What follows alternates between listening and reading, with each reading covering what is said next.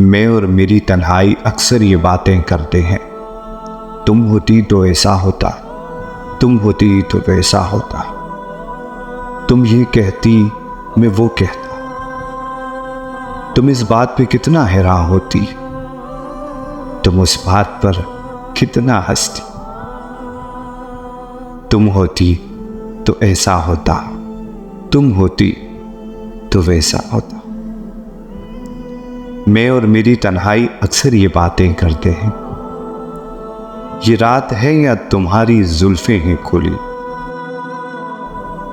है ये चांदनी या तुम्हारी नजरों से मेरी रातें हैं दुरी। ये चांद है या तुम्हारा कंगन है, सितारे हैं या तुम्हारा आंचल, हवा का एक झोंका है या तुम्हारे बदन की खुशबू।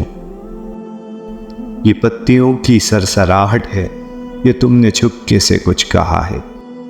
ये सोचता हूं कब से मैं गुमसुम, कि जबकि मुझको भी खबर है कि तुम नहीं हो, कहीं नहीं हो। मगर ये दिल है कि कह रहा है कि तुम यहीं कहीं। मजबूर ये हालात इधर भी हैं उधर भी, तन्हाई की एक रात इधर भी है उधर भी। कहने को बहुत कुछ है मगर किससे कहें, कब तक यूं ही खामोश रहें और सहें हम।